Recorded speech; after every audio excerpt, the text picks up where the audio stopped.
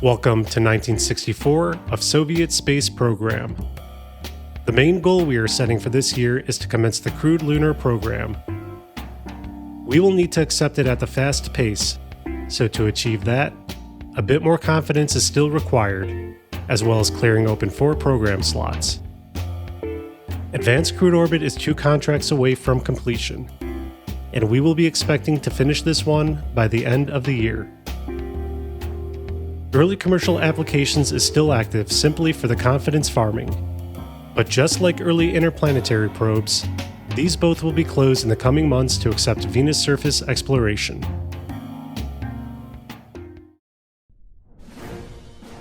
The 27th of January, Angelica and Alexei are strapped in and ready for the inaugural flight of the Voskhod rocket. The objective for this mission is to perform the first EVA in low Earth orbit, and confirm the ability for cosmonauts to safely exit and enter a capsule in the vacuum of space. As part of the Voskhod upgrade, the upper stage is now utilizing the RD-0107, which over the years will be upgraded to the RD-0110 for use on the Soyuz. During the ascent, there was a brief moment of panic, as one of the fairings became foul during the deployment. But it managed to free itself and fell away. A design change will be made for later flights, where they will deploy sideways for a more symmetrical separation. Angelica and Alexei successfully make orbit, reaching 200 kilometers with a 65-degree inclination. Shortly after, they begin the process of deploying the inflatable airlock in preparation for the EVA.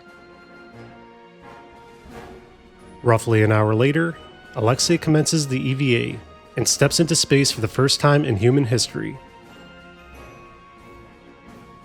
The pressure differential between the internals of the suit and space caused noticeable ballooning, which led to difficulty in bending of any joints. Alexei has to compensate for this, bleeding some of the pressure from his suit to regain some mobility. Technical issues aside, Alexei was able to experience the magnificence of the Earth, not limited by the small viewports as others experienced during the Vostok missions. He would spend a total of 21 minutes in space before making his way back into the Voskhod module. Over the course of the next 2 days, Alexei and Angelica will perform various experiments. They will remain in orbit for over 3 days, achieving a new duration record before commencing the deorbit to return to home soil. But before the maneuver can be executed, the airlock is discarded, as the shift to the center of gravity would cause the Voskhod module to spin uncontrollably. After which, the crew followed the standard deorbit procedure. Then decouple the service module and retropack for the re-entry. Descending through the atmosphere, the pair of cosmonauts make it through the heaviest of G-loading without blacking out, followed by a textbook landing within the northern Soviet territory.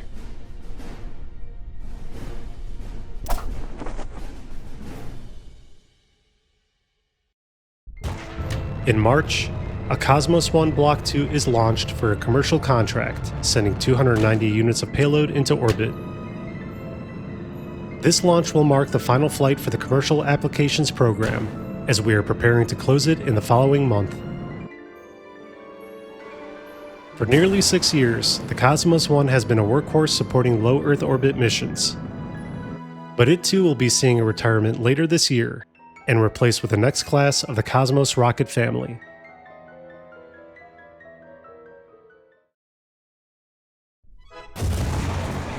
April 6th, Alexander and Yana take flight aboard Voskhod 2. Unfortunately for them, they will not be able to perform any EVA activities, as this mission does not include an airlock module. Instead, they will be performing in-orbit maneuvers to boost their apogee to 600 kilometers. This is for an optional contract under the Advanced Crewed Orbit Program. But with a hefty reward of confidence, there was little reason to skip it. The initial orbit reached is 200 by 350 kilometers. They will maintain this orbit for 2.5 days before executing the burn to boost the apogee. With the completion of the first segment, a 65 meter per second burn is performed at perigee to alter the orbit to 200 by 600 kilometers. This change will also mean that they will be passing through the lower radiation belt with each orbit. For this flight, the exposure will be limited and the crew will return home without any health complications. 24 hours later, it is time to bring the cosmonauts home.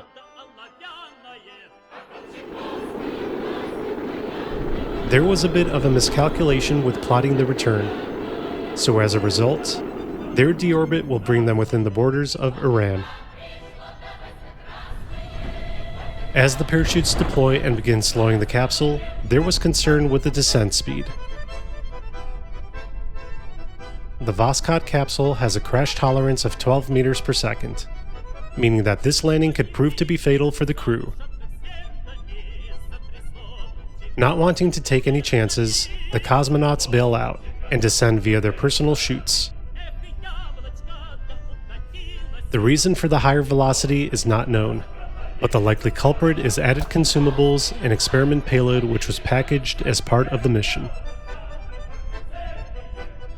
Both cosmonauts parachute down to the surface safely, and will have to now hang tight for recovery teams or the Iranian military to pick them up.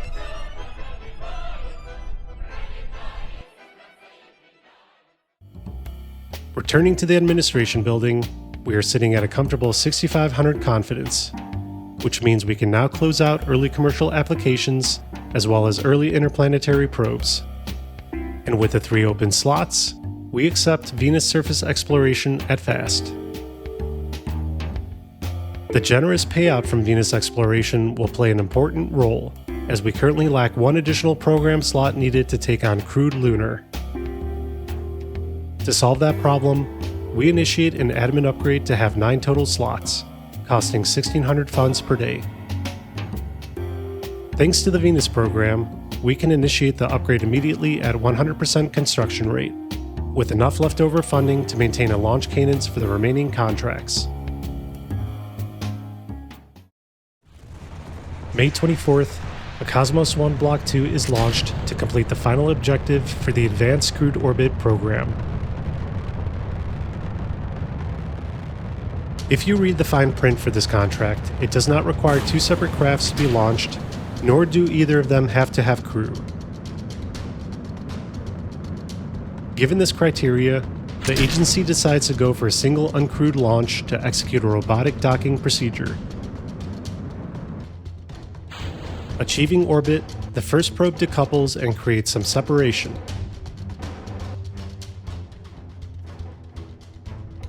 At a distance of 25 meters, a flip maneuver is executed and the probe begins to approach for docking alignment.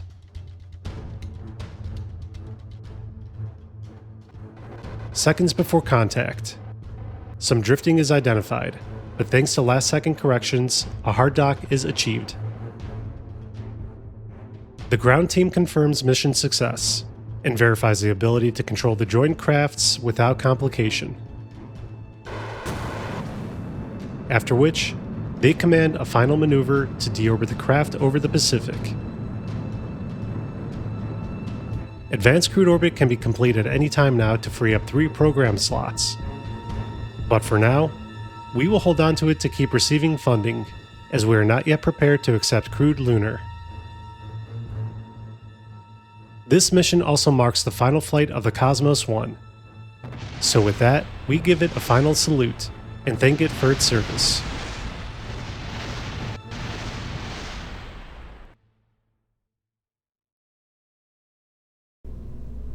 With the need to support small payloads to lunar and geostationary orbits, The next design in the Cosmos family is introduced.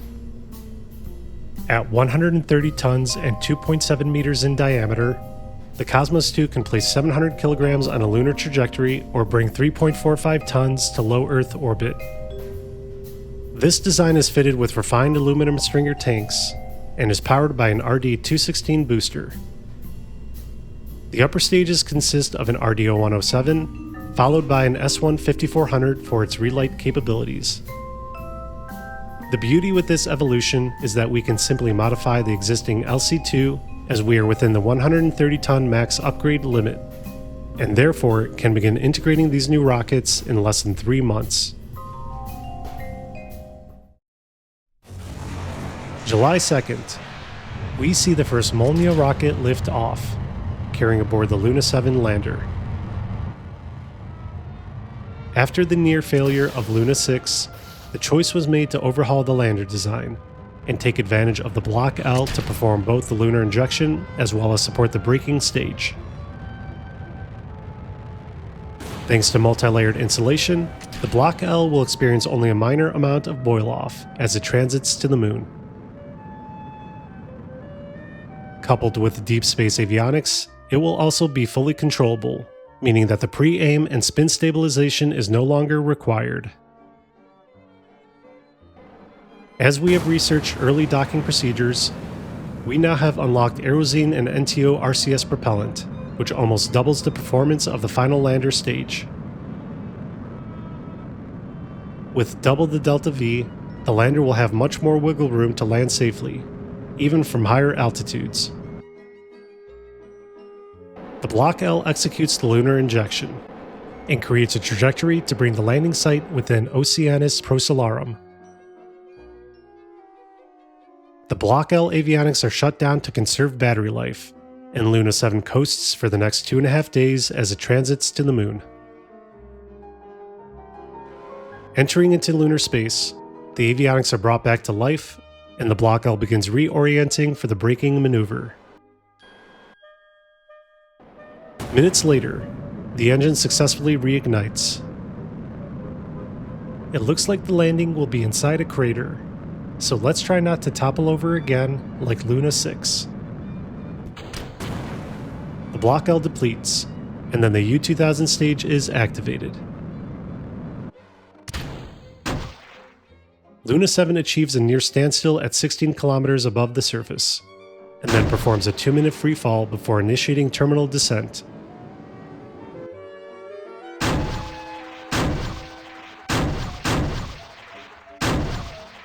A perfect landing this time around, with all 3 feet contacting the surface.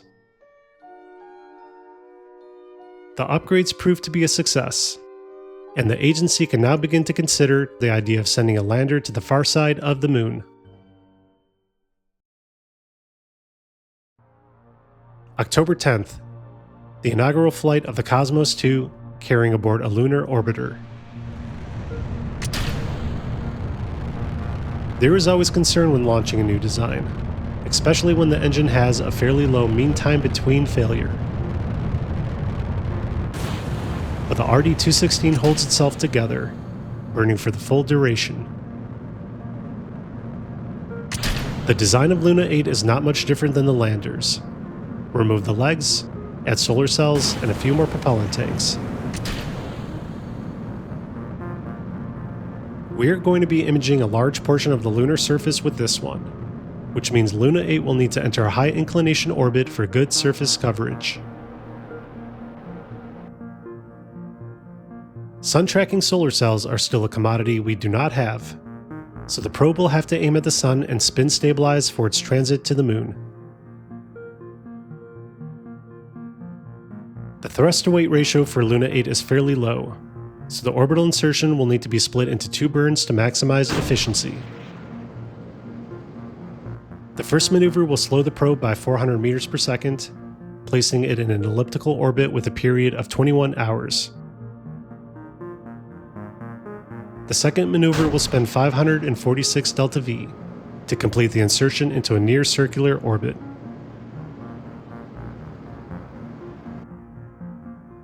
Luna 8 can now commence its mission of imaging the lunar surface. This additional data will help plan for future crewed missions, as the imaging data will help identify potential landing sites which would have manageable terrain for landing crew.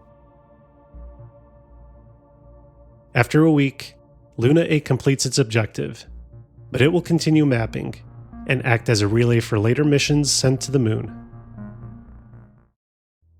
Back at the Space Center, we see that lunar orbiter capsules will be unlocked in 7 months, meaning it is time to increase the cosmonaut pool once again and begin Soyuz proficiency training. 2 additional applicants will be brought on board: Vasily Melikov, our 3rd pilot, and Tamara Uspenskaya, trained as an engineer.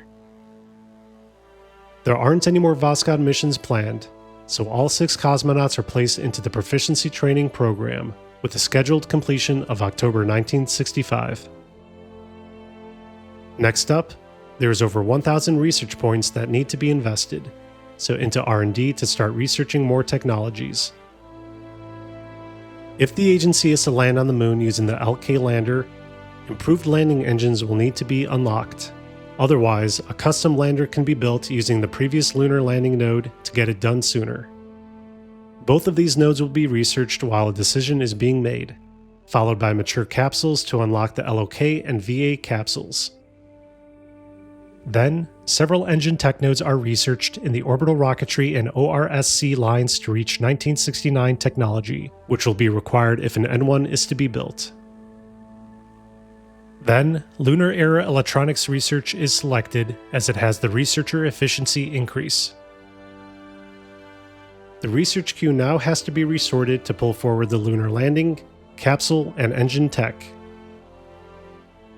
Some more shifting will be done later, but we can begin to see that a large amount of researchers will be needed to be hired as required tech is queued out to 1970. For now, 50 researchers are hired with a surplus of funding, and then time is warped to the completion of the admin upgrade. It is finally time.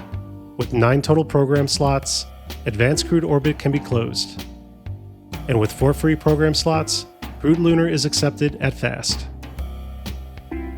Funding will be a bit light for the first year, but will ramp up sharply until it reaches the funding peak in autumn of 1969. JPL has also recently retired from the main contractor position, so the position gets backfilled with McDonnell Aircraft Corporation to help speed research of command modules. We reach a critical point for the race to the Moon, as we have to decide what direction will be taken for the mission architecture. Option 1.